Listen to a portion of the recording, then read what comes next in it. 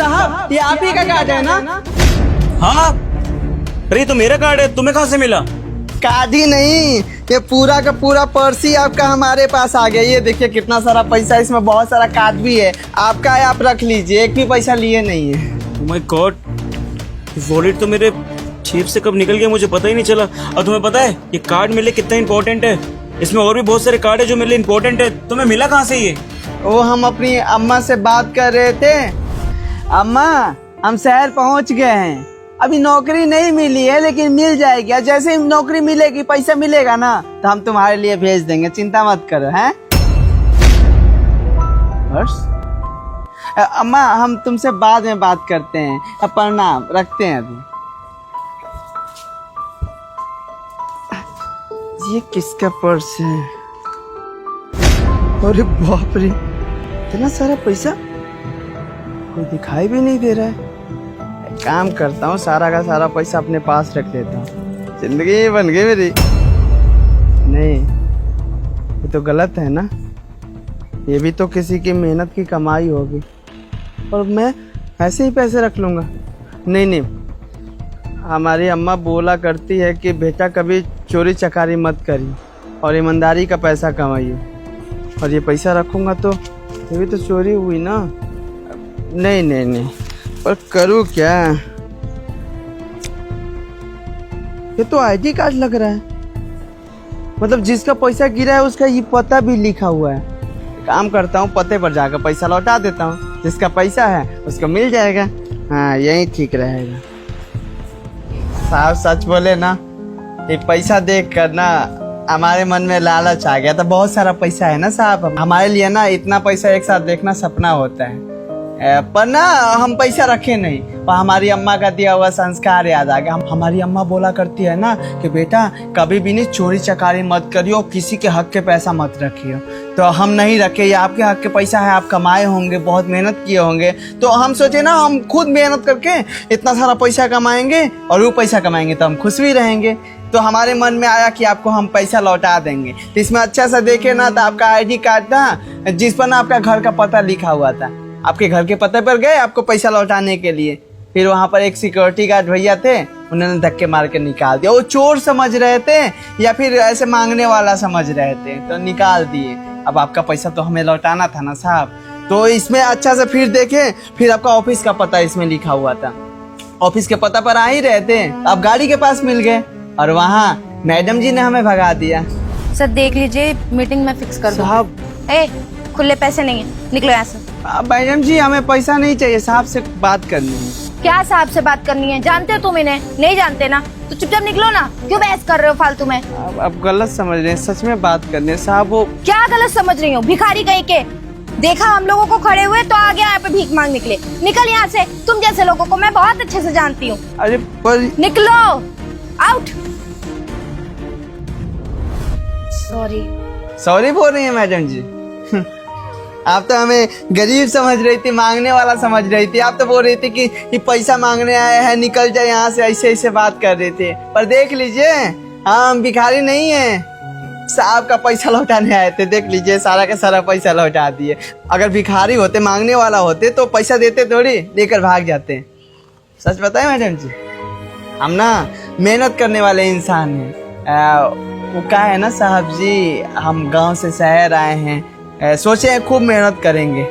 हमारी परिस्थिति खराब है, पर हम चोरी नहीं कर सकते। जानते हैं हमारा ना खपड़ा का घर, खपड़ा समझते नहीं हो, मिट्टी का घर, वो उसमें ना टप टप टप टप बारिश होता रहता है। हमारी अम्मा हमेशा बीमार पड़ जाती है, बारिश का बूंद टपकता रहता है। तो हम सोचे हैं ना कि यहाँ शहर में हम बहुत पैसा कमाएंगे, कमाने के बाद पक्का का घर बना लेंगे। और वो मैडम जी, हम मेहनत का पैसा से घर बनाएंगे, चोरी चकारी से नहीं, यही सोचे हैं। खैर कोई बात नहीं, आपने जो बोला थोड़ा सा हमें बुरा लगा था। ऐसा हमारे साथ होता रहता है, कोई बात नहीं, दिक्कत वाली बात नहीं है। आपको पैसा मिल गया ना साहब जी? ठीक है, हम काम ढूंढने के लिए जाते हैं। नमस्ते। रुको, चले जाना।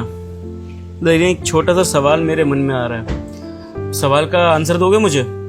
समझा नहीं। समझाता हूँ मैं। देखो, तुम्हारी जगह कोई और होता, तुमने अपनी सिचुएशन बताई कि तुम्हारे घर में पैसों की कमी है और पैसे कमाने के लिए तुम यहाँ पर शहर में आए। पैसों की अगर ज़रूरत होगी, इंसान के पास पैसे आ जाएंगे, वो तो पैसे रख लेगा। इतने सारे पैसे तुम्हारे सामने आ गए और तुमने ये पैसे रखे नहीं। तुमने कहा कि तुम्हारे मन में लालच भी आ गया था, बट उसके बावजूद ये पैसे तुम मेरे पास लौटाने के लिए आए हो।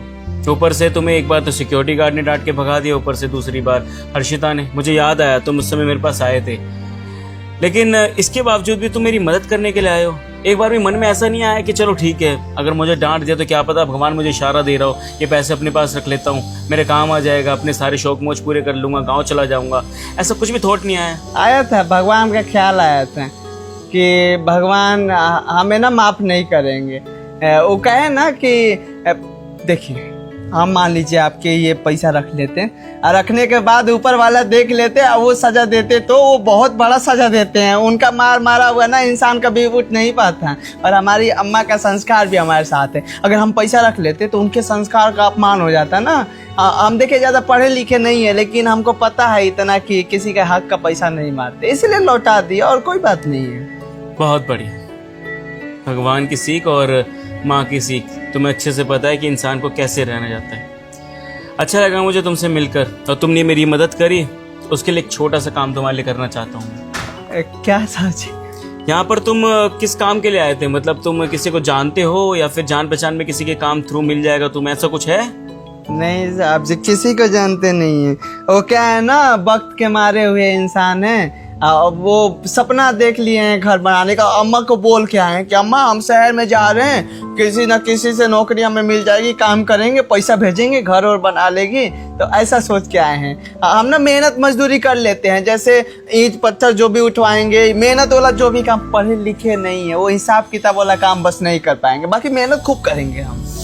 भाई मेरी कंपनी है तो यहाँ पर ईंट पत्थर वाला तो कुछ काम नहीं है, लेकिन हाँ तुम्हारे लिए एक जॉब है मेरी कंपनी में। एक मिनट बताता हूँ। वो सिक्योरिटी गार्ड की जो वैकेंसी खाली थी, वो अभी भी मतलब फुलफिल है या फिर अभी भी खाली है? Yes sir. गुड। देखो, मेरे यहाँ पे गार्ड की नौकरी के लिए कि मुझे सिक्योरिटी गार्ड चाहिए था जो कि बहुत ईमानदार होना चाहिए था, जो अपने काम से ऊपर मेरी कंपनी को पहले रखे। और तुम्हारे अंदर वो एबिलिटी है, क्योंकि तुम एक अनजान होते हो मेरी इतनी मदद कर रहे हो। तुम्हारे सामने इतना अच्छा ऑफर था पैसे लेके भाग जाने का, मुझे पता भी नहीं चलता, मैं कुछ कर भी नहीं पाता, लेकिन उसके बावजूद तुम ये पैसे मेरे पास वापस करने आए। अगर मैं तुम्हें अपनी कंपनी ऐसे हैंड ओवर कर दूंगा, मैं कहीं बाहर जाऊंगा, फिर तो तुम आग बंद करके विश्वास करने लायक वाले बंदे हो। बिल्कुल तुम मेरी कंपनी का अच्छे से ध्यान रख सकते हो, इसलिए मैं चाहता हूँ कि तुम मेरी कंपनी में एज अ सिक्योरिटी गार्ड काम करो। कहीं पे भागने की तुम्हें जरूरत नहीं पड़ेगी।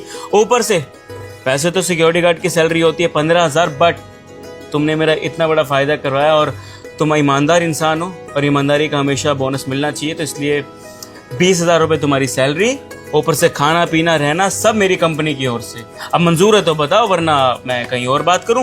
मंजूर है, कर लेंगे, बहुत अच्छे से काम कर लेंगे, रहना करना सब कुछ मिलेगा। बिल्कुल मिलेगा साहब जी। अभी अम्मा के पास फोन करके बोलेंगे ना कि काम मिल गया, 20,000 तनख्वाह। समझ रहे साहब जी, हमारे लिए सपना था, इतना पैसा मिलेगा, रहने खाने का व्यवस्था मिलेगा। अम्मा सुनते ही ना बोलेगी कर ले बेटा, और अच्छे से करिए, ईमानदारी से करिए। बाकी आप हम पर इतना भरोसा कर रहे हैं ना, कभी भरोसा का टूटने नहीं देंगे, सच बता रहे हैं कसम से। अच्छा, कल तुम 10 बजे आ जाना, अभी एक मीटिंग के लिए जा रहा हूँ। तुम्हारी सैलरी, तुम्हारा रहना पीना और तुम्हें टाइम टेबल, सारी चीजें हर्षिता समझा देगी, ठीक है? और यूनिफॉर्म भी यही हैंड ओवर कर देगी। हर्षिता कल करवा देना, ठीक है? चलो मैं निकलता हूँ। All the best, good to see you. कल मिलते हैं जी शुक्रिया। Okay bye. चलें।